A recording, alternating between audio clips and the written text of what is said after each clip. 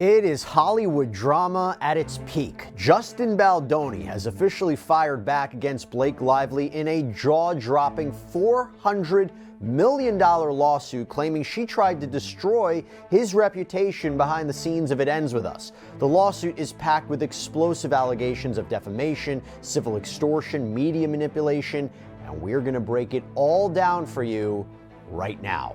Welcome to Sidebar, presented by Law&Crime. I'm Jesse Weber.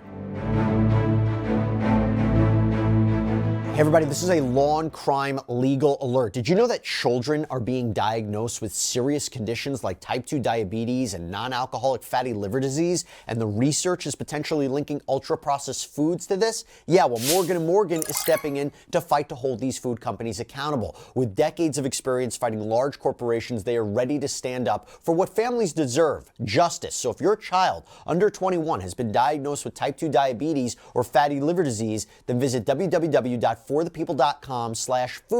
to learn more. In a stunning development that has rocked Hollywood, actress Blake Lively and her husband, actor Ryan Reynolds, are now facing bombshell allegations of defamation and extortion in a lawsuit filed by actor and director Justin Baldoni. The 179-page, $400 million lawsuit, which was filed yesterday in the Southern District of New York, is chock full of explosive allegations centered around an alleged campaign of manipulation, betrayal, and career sabotage. We're going to get into all the details. We will break down this entire lawsuit for you, but first I have to get you caught up to speed on what is even going on here. So this legal battle all revolves around the film It Ends With Us. This is a drama about the character of Lily Bloom, played by Blake Lively, as she enters a troubled and abusive relationship with Ryle Kincaid, portrayed by Justin Baldoni. And this movie was highly anticipated. It's based on a book. But I will tell you, its production and its promotional journey has been overshadowed by all of the controversy, including Blake Lively's accusations of Justin Baldoni that he plotted a smear campaign against her, with Baldoni firing back and accusing Lively of hijacking the project and attempting to discredit him, his team, and even his personal and professional reputation. It's going back and forth. Oh, and I forgot to mention the New York Times. They're also wrapped up in the conflict because they're being sued by Baldoni for defamation. A lot going on here. Okay. Now this all began, the legal battle began, I should say, on December 20th of last year when Blake Lively filed a complaint with the California Civil Rights Department claiming that Baldoni and others engaged in severe misconduct during the production of It Ends With Us. She alleges that when she spoke up about this misconduct, which she claims involved a hostile work environment, sexual harassment, boundary violations, when she spoke up or when there was a threat that she was going to speak out further or reveal what she says happened on that set, she claims she faced retaliation. And she faced an attempted smear campaign to discredit her, particularly on social media and in the media. Now, Lively didn't just go after Baldoni. She also named his production company, Wayfarer Studios, the CEO, Jamie Heath, the co-founder, Steve Sarowitz, Baldoni's former publicist, Jennifer Abel, his crisis manager, Melissa Nathan, and several other individuals and companies. And she claimed all of these people acted in bad faith and conspired to damage her career after she raised concerns about what Baldoni was allegedly doing on that set. And this eventually matured into an actual lawsuit. Now, among her claims, Lively is alleging that Baldoni repeatedly invaded her privacy, from entering her makeup trailer uninvited while she was undressing or breastfeeding, pressuring her into filming the movie's birth scene naked, that he improvised numerous kisses during the filming of a scene. And Lively's complaint coincided also with a bombshell report that was published by the New York Times a day later on December 21st, and it was titled, "We Can Bury Anyone Inside a Hollywood Smear Machine." That article revealed a series of text messages that Lively had obtained through a subpoena, detailing how her team believed that a smear campaign was underway. In fact, one of the key exchanges in the report shows the former publicist, Jennifer Abel, texting the crisis manager, Melissa Nathan, with this chilling message, reading, "He wants to feel like she can be buried," with Nathan allegedly responding, "You know that we can bury anyone." Baldoni suffered numerous consequences following the publishing of Lively's complaint in this article. And by the way, We all knew something was going on. There was a lot of back and forth in the media and on social media back in the summer during the promotion of this film where it looked like there was bad blood between these two. And this was kind of giving us a new narrative about what was happening or allegedly happening. And Baldoni, as I said, suffered numerous consequences because of this, from the complaint and the article. Because on the same day this article was published, Baldoni was reportedly dropped by his talent agency, WME. Then on Christmas Eve, the nonprofit company called Vital Voices, which focuses on empowering women, they actually revoked an award that they had given to Baldoni. And also, on Christmas Eve, his ex-publicist, Stephanie Jones, sued him and others over an alleged conspiracy to steal clients from her. Interesting thing about Stephanie Jones, by the way, or her role in all of this, Deadline reported that she issued subpoenas just a few days ago to a bunch of communication sites, including WhatsApp, all seemingly in an attempt to learn more information about maybe who said what to whom or even who posted what about whom. So it's going to be very interesting to see how that unfolds and what will come of that. But going back to the Times article, Baldoni's lawyer Brian Friedman issued a response to the New York Times denying the allegations, calling them categorically false. Friedman claimed that Wayfarer Studios hired a crisis team due to multiple demands and threats from Blake Lively, reversing the narrative. And this included, he claims, threats that she wouldn't show up on set or promote the film if her demands were not met. But his response to the Times didn't end with this statement, because on New Year's Eve, Baldoni filed a $250 million defamation lawsuit against the New York Times, accusing them of publishing a misleading report with what he says were cherry-picked text messages to support Blake Lively's narrative. And for the past 2 weeks, Baldoni's legal team has kind of hinted at their plans to take aim at Blake Lively. And we are finally here with that countersuit, which Baldoni filed against Blake Lively, her husband, actor Ryan Reynolds, her publicist Leslie Sloan, and Sloan's PR firm Vision PR. And the accusation is that Lively engaged in this orchestrated smear campaign against him, and that she took control of the film. Essentially, she was bullying Baldoni and Wayfarer Studios into doing what she wanted them to do. And this movie quickly became one of the most talked about films of last year, but Baldoni says it was not for the reasons that he had hoped. His lawsuit opens with a statement expressing that he never intended to bring the legal action forward. Quote, "The following is not a story plaintiffs ever wished to tell. Unfortunately, defendant Blake Lively has unequivocally left them with no choice, not only to set the record straight in response to Lively's accusations, but also to put the spotlight on the parts of Hollywood that they have dedicated their careers to being the antithesis of. That task was always going to be an uphill battle. They never imagined they would encounter it to this degree." By the way, before we break this down, I've said it before, I'll say it again, for both Lively and Baldoni, it may be equally as important to file these legal actions, but also for the PR battle, right? Because they are both arguably looking really bad in this, and they both arguably took reputational hits during the promotion of It Ends With Us and its aftermath. So to file the complaints and produce their own evidence and make their own claims to reverse the narratives of what people think about them, this is Hollywood, everybody, this may be equally as important to them. So not only fighting in a court of law, but also the court of public opinion. Their reputations and the public perception, they matter. So with that in mind, now we're going to break down this lawsuit. And right at the start, the lawsuit accuses Lively of redirecting the negative press attention she was facing onto Baldoni and his team. The negative press that Baldoni argues she brought upon herself. Quote, "But Lively could not tolerate her publicly tainted image for even a moment, and further could not accept that it was entirely of her own making. She needed a scapegoat, and rather than admit and take accountability for her own mishaps, she chose to blame plaintiffs in a malicious and unforgivably public manner." Now, when Blake Lively initially brought her allegations forth, she did so in the form of a civil complaint, not a lawsuit. She didn't file a lawsuit until 11 days after her complaint was filed.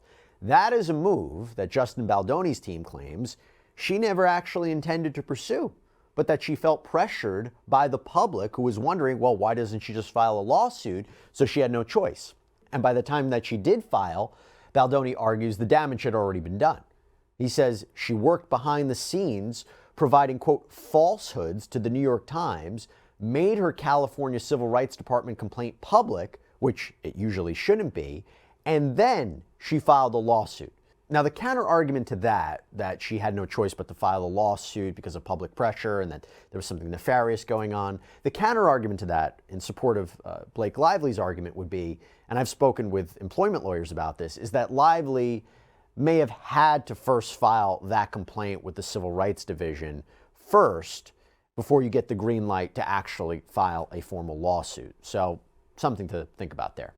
Now, not to take away from the seriousness of this case in any way, but listen, guys, we got a new sponsor that helped make this episode happen, and I love this brand. I have been using them for years, even before they became a sponsor. It's called Brickle. It is a men's grooming line. So for all you guys out there or the ladies looking to get something for the men in your life, it is amazing. I use their moisturizer, their eye cream like every day. Me personally, I definitely see the difference, but of course, what line wouldn't be complete without hair care, right? Look what I'm talking about. I see all your comments online about my hair, both flattering and insulting at the same time. Well, right now, Brickle is offering a whole assortment of their products for free. Yes, free, in a 16-piece sample kit. So this includes face washes, anti-aging creams, hair care. All you're paying for is the shipping. There's no subscriptions. There's no strings attached. This is just a one-time introduction to the brand to see what works for you. So right now, you can head over to bricklemensproducts.com/sidebar or scan the QR code on screen and claim your free kit today. But going back to Justin Baldoni's lawsuit, it takes us step by step through how everything spiraled out of control, with Baldoni accusing Lively of sabotaging his career and ultimately what he says stealing his film. So I want to break it down phase by phase. So to set the stage for ownership of the film, the suit starts by explaining that Baldoni purchased the rights to Colleen Hoover's novel It Ends With Us back in 2019. And email exchanges between Baldoni and Hoover show that she had this positive response to Baldoni expressing his interest in producing the film, with Hoover reportedly telling him, "You are the right person to make this movie." Now, Baldoni emphasizes that his vision for the film was about doing justice to Hoover's story, and as part of his deal with Sony, he committed to donating 1% of the film's proceeds to support survivors of domestic abuse. This is important as we get to the creative control over the film and the vision for the film. It's important. And in casting Blake Lively, Baldoni claims he trusted her. He trusted her to bring that vision to life. And this was despite what he says in the complaint, that she had a reputation in the industry that she was difficult to work with. So after bringing Lively on board, Baldoni insists that the two initially developed a very promising and collaborative working relationship.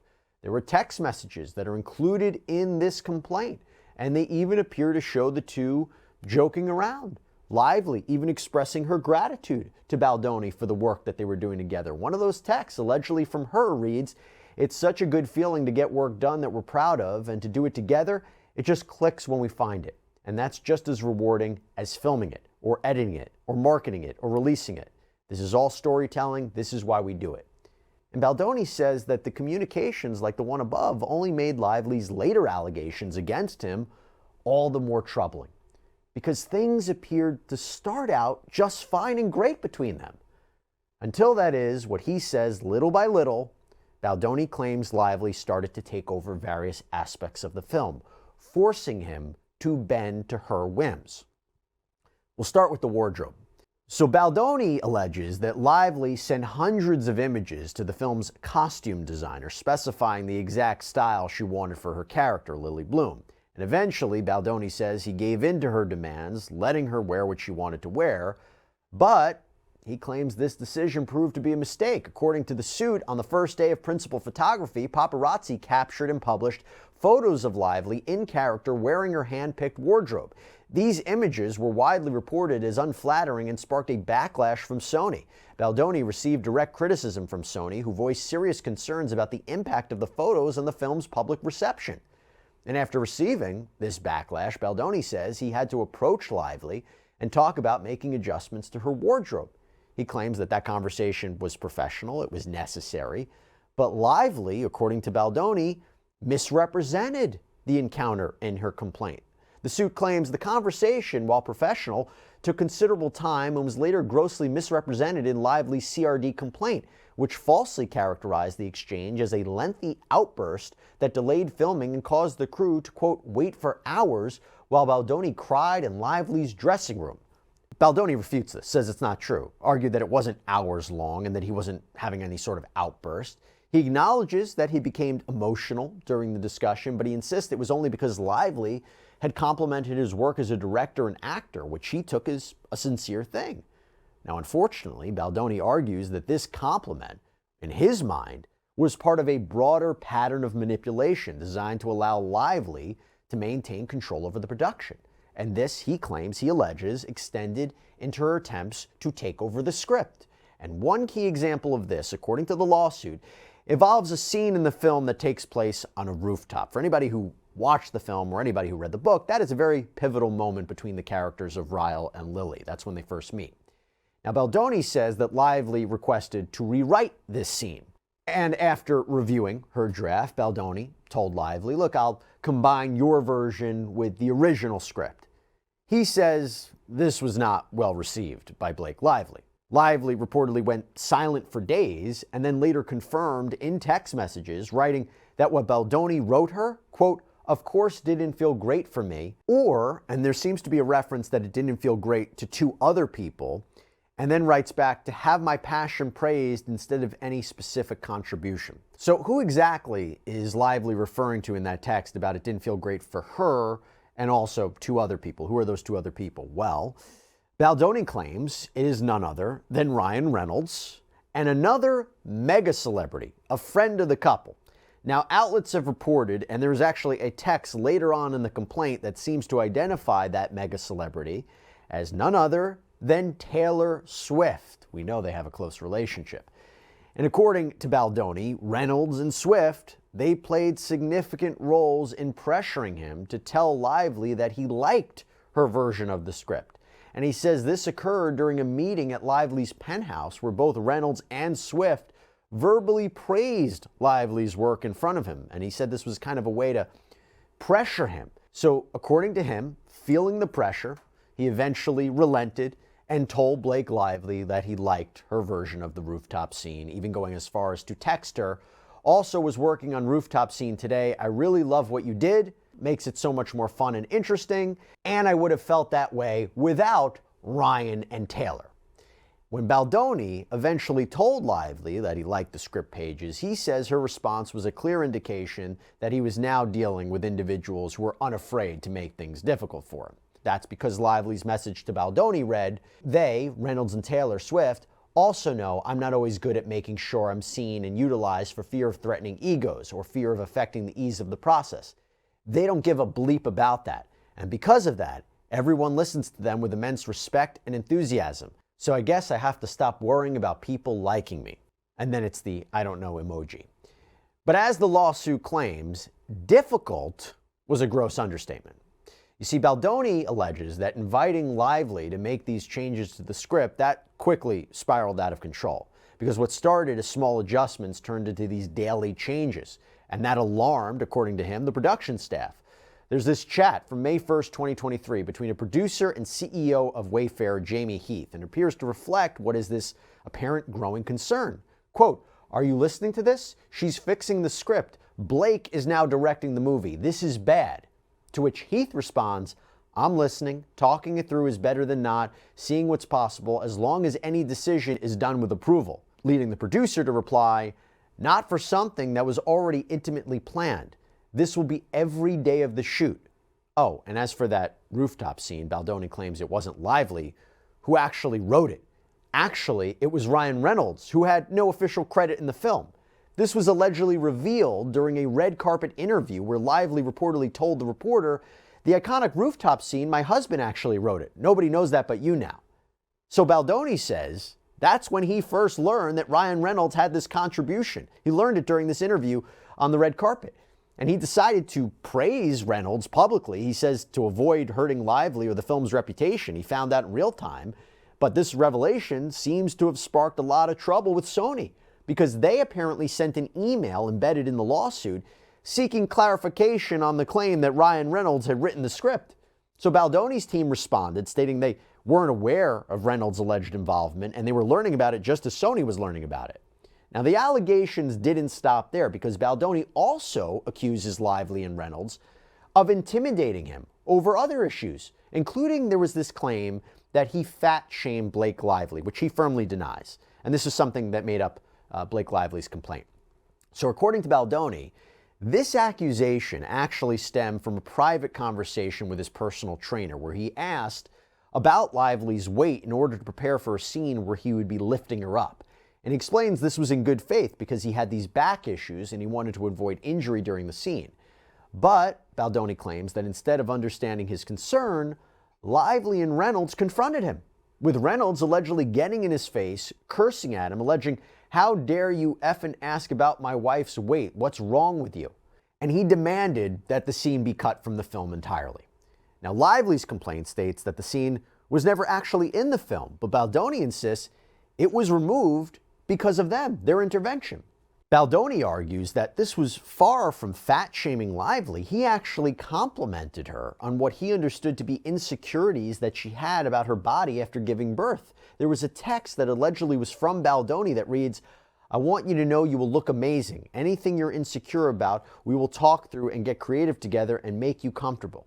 Now, Baldoni says that this, and also numerous efforts, which we're going to get into, to support and work with Blake Lively, they were later twisted into allegations of sexual harassment by her, leading to her complaint. And he argues that these accusations are in direct contrast to the actual interactions on set, where he was only just trying to be professional and respectful. This is his claim.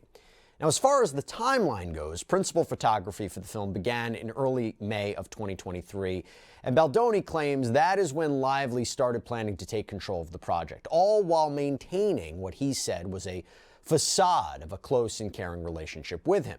Many of the claims in Lively's complaint allege some kind of boundary violation, one of those being what she says were uninvited visits from Baldoni to her trailer, allegedly catching her in compromising situations like being undressed or breastfeeding.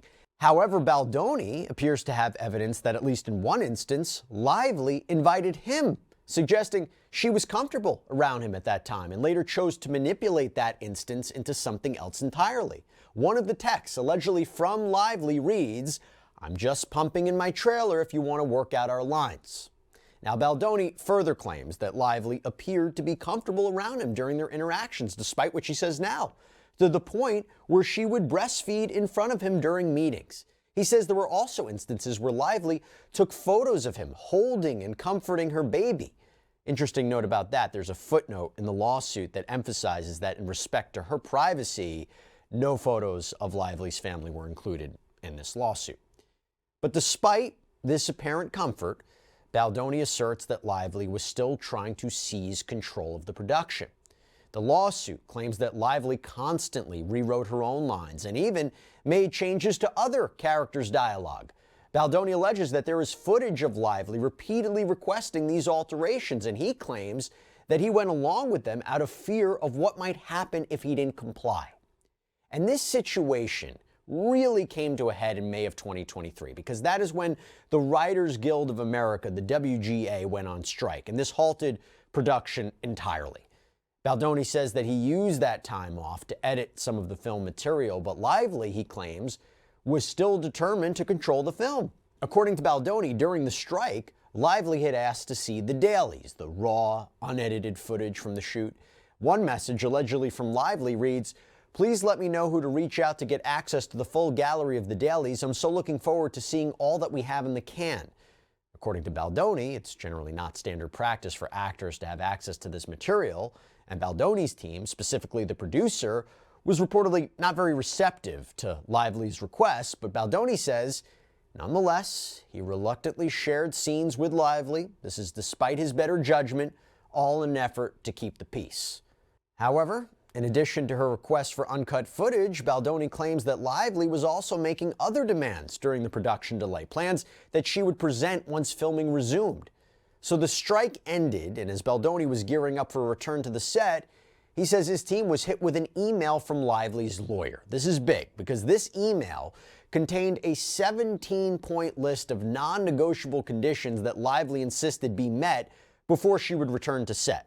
And among these demands, Baldoni says, were accusations of sexual misconduct involving him, Jamie Heath, and others, claims that Baldoni strongly denies. He says he tried to amend the document to reflect what actually happened, but according to the suit, Lively's team made it clear that negotiation was off the table. The response reads, The list we provided was not intended to be a starting point for negotiation. Rather, it is a set of protections that needs to be in place in order for our client to return to work.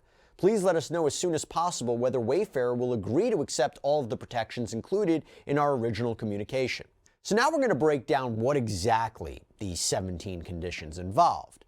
The first item was a demand for an intimacy coordinator. And Baldoni says he had no issue with this request because he says an intimacy coordinator had already been on set during the first half of the filming. And he points to emails that show Lively was aware of this. And an approval for the coordinator was sent by Baldoni's team on May 8th, 2023. This is before the strikes began.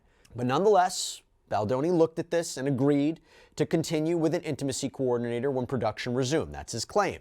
But he also claims that Lively had twisted this agreement to move forward with an intimacy coordinator into something else entirely. Because his lawsuit reads, because Wayfair had already engaged an intimacy coordinator and had no issue with the request, and given the request came with the threat that Lively would not come back to work after months of filming and planning, Wayfair acquiesced. This acquiescence, given the written caveat that Wayfair disagreed with the characterizations, was later used by Lively to falsely suggest an acknowledgement that there had not been an intimacy coordinator at all. Baldoni says that's not true. Point 2 of Lively's list required that only essential personnel be allowed to review intimate scene footage. Now, Baldoni says this was standard practice in the industry and his team had no issue agreeing to it. However, he claims that Lively had used this point to suggest that he had forced her to film nude scenes without proper clearances, and that's an accusation that Baldoni disputes. Because that leads us to the birthing scene in the film. This is a big point in Lively's complaint because she claimed that she was mostly nude during this scene with only a small piece of fabric covering her sensitive areas. Baldoni says this portrayal is misleading and dishonest, and that Lively's wording distorts the reality of what actually happened in that scene. According to Baldoni, Lively was wearing far more than just a small piece of fabric. The suit states, Lively was wearing black briefs and a pregnancy suit that covered her midsection, and her top was covered by a hospital gown. Baldoni argues that the misrepresentation of this scene in Lively's complaint was intended to play on readers' emotions and create a false narrative of her experience on set. Now, as an aside, I want to bring up this point. There could be something to Baldoni's argument here because Blake Lively is arguably an A-list actress, married to an A-list actor. If she really was uncomfortable on set with a birthing scene like this and in general, why would she just agree to it? Why would she allow herself to be essentially bullied? Because that doesn't seem to be consistent with her status in the industry, right? I think that's a fair argument, that she had the power to step away. That is an argument that I wonder whether it will come out as this case progresses. So keep that one in mind too.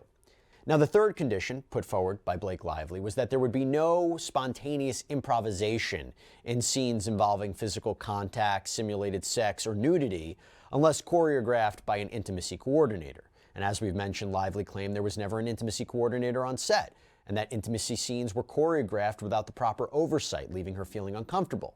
However, Baldoni asserts that Lively was not only aware of the intimacy coordinator's presence, but that she also refused to meet with the coordinator herself. And that created a communication gap between her and Baldoni when it came to discussing these scenes. In fact, there is a text exchange between Baldoni and a producer which seems to confirm this, right? Or allegedly confirm this, because Baldoni allegedly said, she doesn't want to meet intimacy coordinator until we start, which may mess up the workflow, but I can still meet with her, of course. To which the producer responds, you'll just have to walk her through what you and intimacy coordinator are thinking. Now, Baldoni claims he did just that. He took notes during his meetings with the intimacy coordinator, passed those notes along to Blake Lively. However, Baldoni argues that Lively used this situation to accuse him of forcing her into uncomfortable scenes. The suit reads, Lively later used these circumstances, created entirely by her, to accuse Baldoni of insisting Lively do uncomfortable or gratuitous scenes that were in fact proposed by the intimacy coordinator and by all accounts were very typical asks of any actor performing simulated sex scenes. And if he claims to have these handwritten notes, with the intimacy coordinator, that could be very compelling evidence to prove his claim. And as for the accusations of unwarranted kissing that Blake Lively had complained about, Baldoni argues this was actually Blake Lively. It was actually Blake Lively herself who engaged in improvised kissing. And he claims this was captured on camera as well. Again, could be pivotal evidence, could be compelling evidence if that's true. The suit states one scene, again captured on camera, exhibits Lively pulling Baldoni in to kiss her. It is clear Lively was initiating unchoreographed kissing. In one take, she pulled Baldoni in and kissed him once, in another, twice, and the number of kisses entirely initiated by Lively changed at her whim. Now we go to point number 4 of Blake Lively's demands, that there would be no physical touching of Blake Lively, including hugging or commenting on her appearance. And interestingly, Baldoni claims that the comments about appearance, if anything, those were geared towards him, not Blake Lively. For example, during the filming of a romantic montage in which the characters are on a date, Baldoni and Lively are seen slow dancing together to music. Baldoni says that in the middle of the scene, Lively broke character and made one comment about one specific feature, physical feature of Baldoni's. According to the suit, Lively took them out of character and began to joke about Baldoni's nose, which she laughed off and joked in turn, even as Lively joked that he should get plastic surgery. Now, allegedly, that exchange is captured on camera as well. Now, this is another important point. They're all important points, but Baldoni disputes what is a very serious claim that he says was a miscommunication that Lively had made. Because in this instance, Lively recounts a scene where Baldoni allegedly or supposedly called her sexy inappropriately while she was wearing a onesie under a large coat. It's important when we talk about that because we're talking about sexual harassment or hostile work environment. Well, according to Lively's account, Baldoni had asked her to remove the coat in front of the crew so that he could see the onesie, and then proceeded to say, "I think you look sexy, and I'm sorry, hot."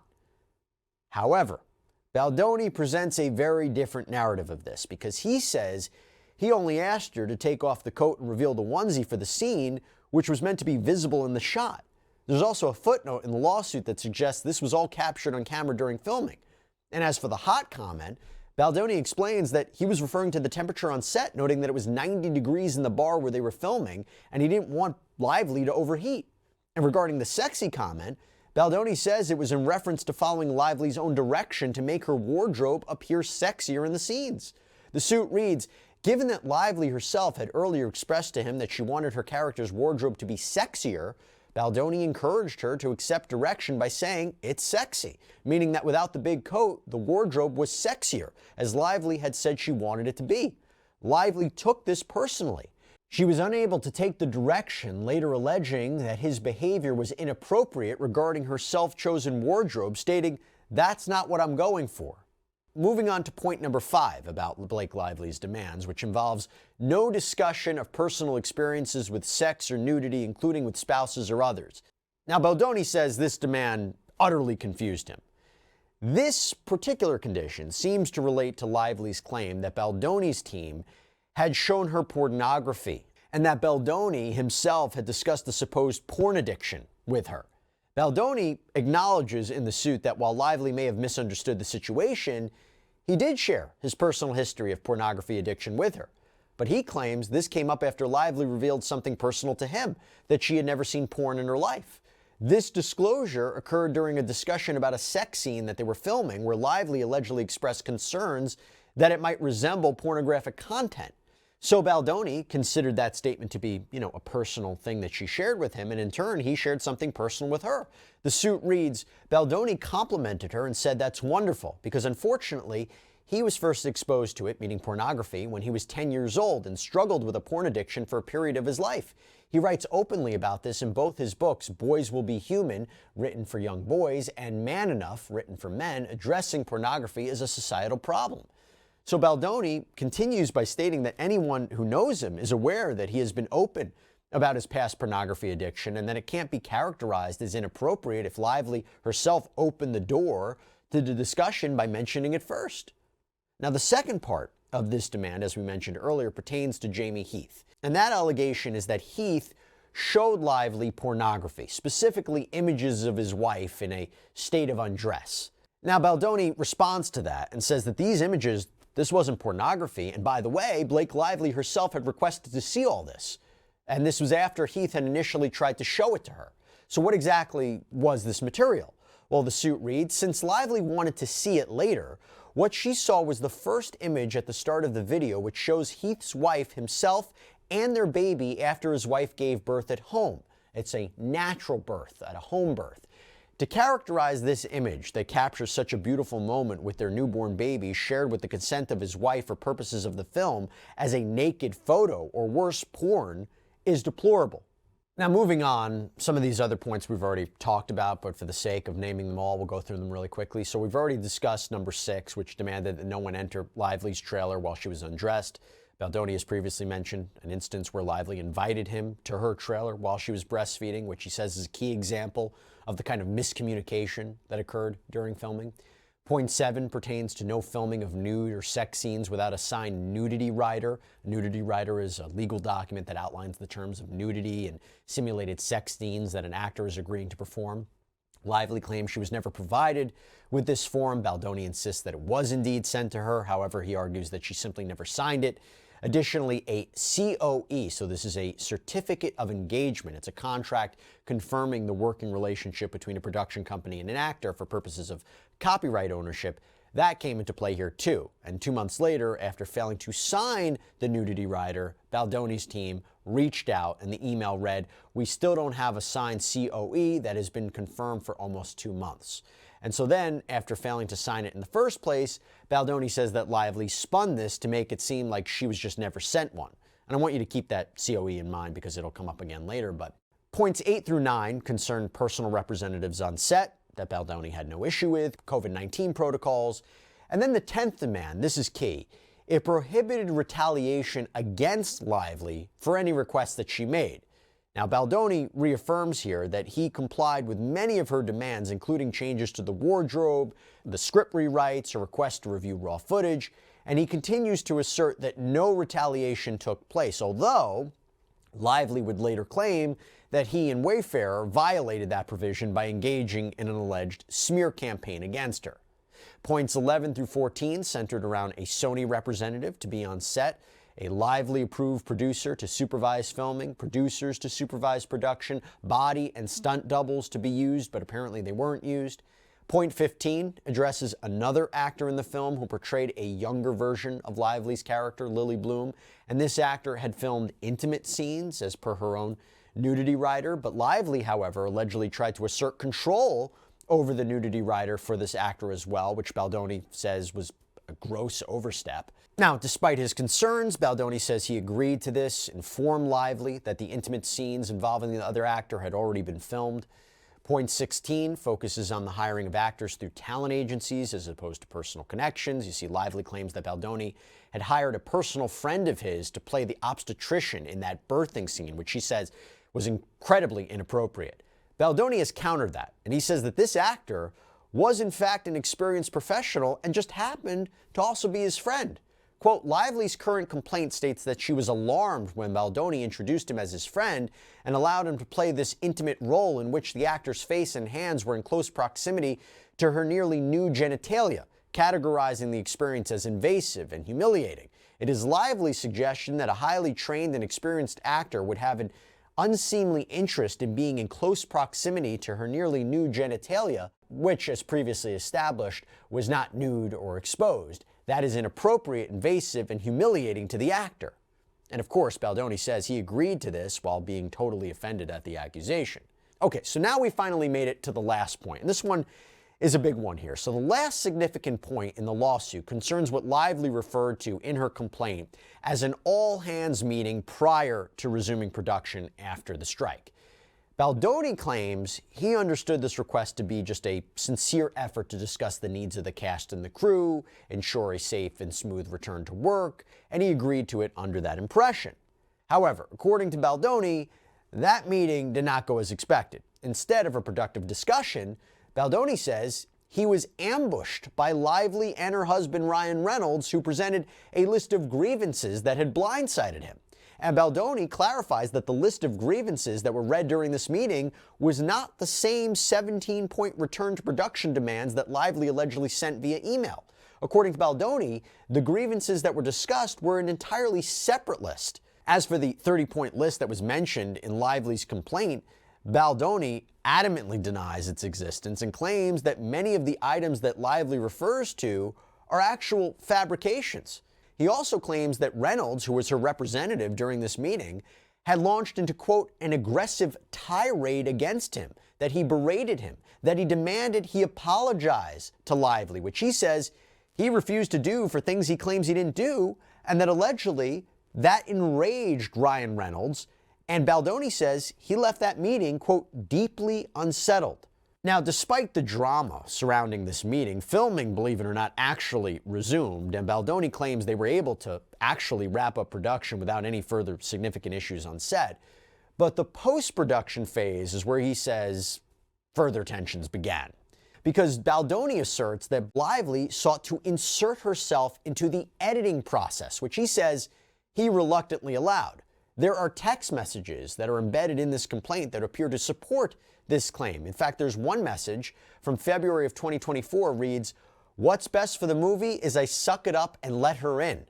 There are more alleged texts from an editor in April of 2024 that seem to suggest Baldoni was bending over backwards to satisfy Blake Lively's demands. Quote, "I want Blake to feel like she's getting what she wants so we can move on from this need of hers." To which Baldoni appears to respond, "For the record, she's been getting what she wants this entire movie." Another text from Baldoni reads, "And she's getting to edit, which is what she wants. Let's remember that, LOL." And an editor says on the same day, "Justin has bent over backwards for her for months on end." So as the editing continued, Baldoni claims that Lively's attempts to control the final product, that just escalated, eventually leading to allegations of extortion.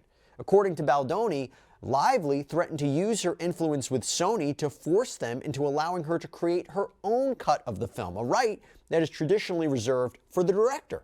So Baldoni, attempting to resolve this, claims he allegedly asked Lively to sign her, again, COE, the Certificate of Engagement, which, again, she allegedly failed to do. Text messages allegedly between Sony executives and Jamie Heath reflect, or seem to reflect, the growing tension, with the Sony executives appearing to say, "We know it was conditional on signing contract, but asking if you will reconsider so redacted name can release this trailer and Blake does not change your mind regarding calling Taylor Swift." Ultimately, Baldoni says Lively did create her own cut of the film, but he never saw it. And also, he says that his own version of the film, which he claims scored higher in audience tests, that was apparently sidelined. Baldoni's lawsuit includes audience test scores to demonstrate that his cut outperformed Lively's cut, with a text message allegedly from an editor reading, "In our key demo, over 20% higher in the excellent rating and 15% higher in the definite recommends."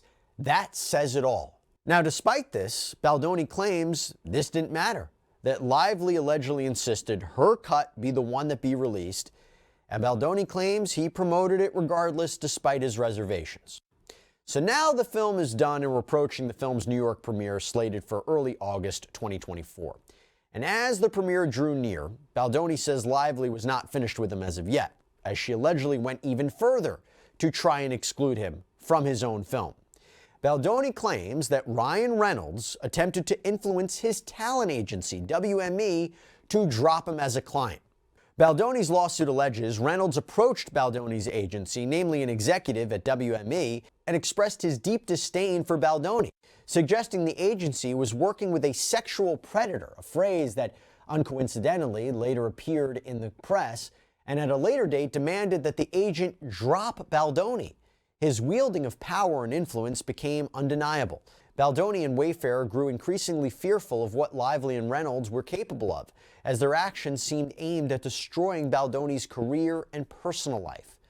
And Baldoni says he became so afraid at that point that he had to hire a crisis manager, Melissa Nathan, known for her work with Johnny Depp during his defamation trial against Amber Heard. That is key, because Lively claims he hired her to destroy her reputation. He claims he hired her as a form of defense. That will be a critical point in an upcoming trial, if it goes to trial. Now, as the premiere drew closer, Baldoni claims that Lively took further steps to exclude him from the marketing and promotional efforts of the film, that he was allegedly not invited to any promotional screenings, events, photo shoots. In fact, while he was in Sweden, he claims he was informed that Lively demanded he not attend the New York premiere on August 6th. He claims she even threatened to boycott the premiere if he attended. So eventually, Baldoni says he was able to convince Lively to allow him to come, but under what he characterizes as quite humiliating conditions. The suit claims they were relegated to a separate theater to view the film, required to arrive at a different time than the rest of the cast, and instructed to leave the red carpet immediately once Lively arrived. Baldoni was also excluded from the official celebrity after-party, despite it being an event ultimately paid for by Sony and Wayfair. But it gets worse from there, according to Baldoni, because after the red carpet experience, Baldoni claims he was sent to the basement with his friends, away from Lively and the rest of the cast. In fact, the lawsuit includes photos seemingly supporting that claim. So one thing I want to get into here is something that we mentioned at the beginning of the episode, and that was the accusations from Baldoni's team that Lively brought a ton of negative criticism onto herself by her own doing, and that she had to essentially smear Baldoni to take the heat away from her.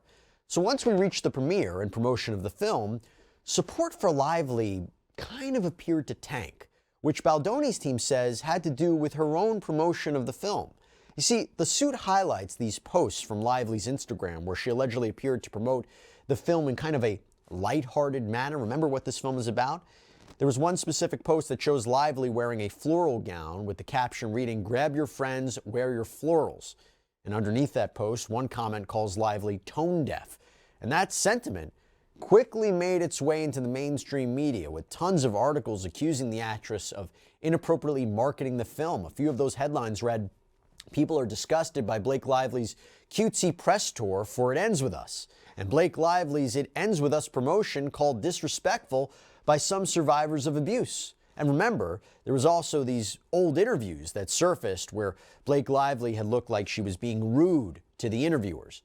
So as the negative press attention began to build, Baldoni says Lively needed to do something to get the tension off of her, and this is where you enter with Leslie Sloan, Blake Lively's publicist. Baldoni says that Sloan had started to plant negative stories about Baldoni in the media, and that she even allegedly violated an agreement she had made with Baldoni's crisis manager not to speak to the media without communicating it first. In fact, the suit includes a text exchange where the two appear to agree to coordinate. However, Baldoni claims that just 9 minutes after this supposed agreement, Sloan breached it by speaking to a Daily Mail reporter, leading to a story that portrayed Baldoni quite negatively. There appears to be a text exchange with the same date at 10:20 a.m. between Leslie Sloan and someone labeled as a Daily Mail reporter, and that reporter appears to ask her about problems on the set between Baldoni and Lively, because there were starting to be rumors right now about what was going on, and the latter of the two being very difficult to work with, meaning Blake Lively, to which Sloan refutes that, says it's not true, and then says she doesn't wish to be on the record. And this appears to be just the beginning, because there are further apparent communications embedded in the suit where Sloan allegedly insists that the whole cast doesn't like Justin Baldoni and that the issues on set had nothing to do with Blake Lively. Now, Nathan, on the other hand, according to Baldoni, allegedly held up her end of the deal. As a screenshot in the suit appears to show, Nathan texting Sloan about an email that she received from a Daily Mail reporter, letting her know that she'll talk to him and tell him nothing. Now, unbeknownst to Nathan, however, was that Sloan's discussion with the reporter allegedly changed the course of that article that ended up being published. According to the suit, indeed, the reporter originally sought to publish a story about Blake being labeled difficult on set. After the reporter's discussion with Sloan, however, the story changed to, "We have learned that Justin Baldoni caused issues on the set." Not only did Sloan breach her agreement with Nathan, but she planted false and defamatory information about Baldoni to distract from Lively's numerous missteps and throw Wayfair and Baldoni on the defensive. Now, following the release of Lively's complaint, a Daily Mail reporter allegedly reached out to Melissa Nathan, again Baldoni's crisis manager, to inform her that Leslie Sloan, Lively's publicist, had lied to him in order to portray Baldoni in a very negative light. Again, that could be a very important piece of evidence for Baldoni. But according to the reporter, Sloan even went so far as to claim that Baldoni had sexually assaulted Lively, and that is a serious accusation that Lively herself has never made. So now we're on to another huge part to this case, and perhaps the most significant attempt, allegedly by Lively, to smear Baldoni. And that comes from the bombshell article in the New York Times published on December 21st. Again, the article titled, "We Can Bury Anyone Inside a Hollywood Smear Machine," describes a PR campaign supposedly orchestrated to destroy Lively's reputation in retaliation for her speaking out about sexual harassment on set. Baldoni argues that this article was not only false, but that it was also part of a coordinated effort to discredit him, published just one day after Lively filed her formal complaint. Baldoni contends that the timing suggests that the New York Times had been working with Lively in the months before the complaint was filed, that this was a collusion, that this was part of a smear campaign. In his lawsuit, Baldoni accuses Lively and her associates of defamation, stating, "By telling the New York Times a false and damning story about an insidious PR sabotage operation deployed as revenge for sexual harassment complaints, with the knowledge and intent that the newspaper would publish that false story, Lively and her co-conspirators committed the tort of defamation." By the way, defamation is a false statement that is published knowing it is false and created some sort of harm to that party. That very article, as I mentioned before, led to a $250 million lawsuit being brought against the outlet by Justin Baldoni.